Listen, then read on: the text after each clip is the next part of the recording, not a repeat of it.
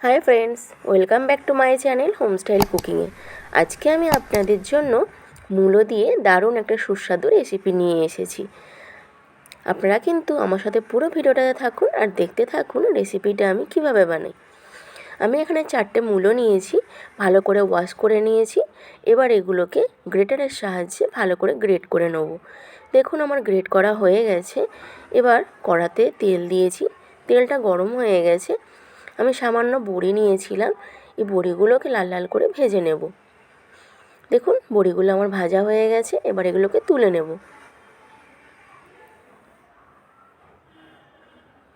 এবার কড়াতে একটু তেল বেশি আছে, তেলটা আমি কিছুটা তুলে নিয়ে এর মধ্যে ফোড়নে দেব গোটা জিরে আর 2টো শুকনো লঙ্কা। এবার ফোড়নটাকে ভালো করে ভাজা ভাজা করে নেব। আপনারা যদি প্রথমবার আমার ভিডিওতে এসে থাকেন তাহলে আমার চ্যানেলটিকে সাবস্ক্রাইব করতে একদম ভুলবেন না।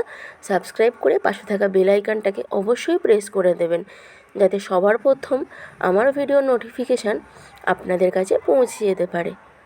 এবার এর মধ্যে আমি গ্রেট করা মূলোটা দিয়ে দেবো।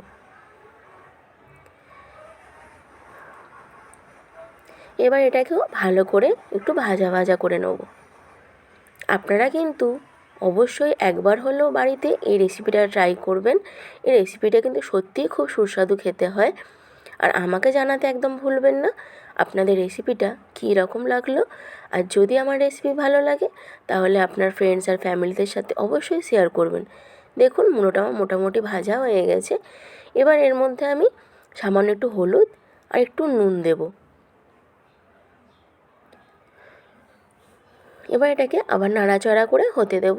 আপনারা যদি একটু বেশি মাত্রায় বানান তাহলে কিন্তু মূলোর মাত্রাটা একটু বেশিই নেবেন। 4টে মূলোতে কিন্তু আমার অনেকটাই কম হয়েছে। এটা শুকিয়ে শুকিয়ে একদমই অল্প হয়ে যায়। আপনারা একটু বেশি করে মূলো নেবেন যদি বেশি বানাতে চান। দেখুন এটাকে আমি আবার নাড়াচাড়া করে ভালো করে ঢেকে দিয়ে আবার কিছুক্ষণের জন্য হতে দেব। এটার মধ্যে কিন্তু কোনো রকম জল ইউজ করবেন না, এটা কিন্তু ঢেকে দিয়েই হয়ে যায়।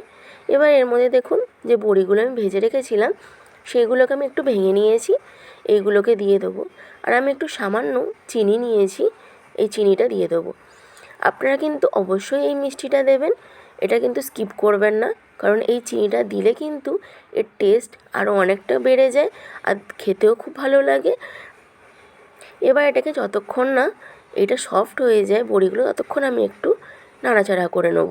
এটা সফট হয়ে গেলে কিন্তু রেসিপিটা তৈরি হয়ে যাবে। দেখুন রেসিপিটা আমার তৈরি হয়ে গেছে।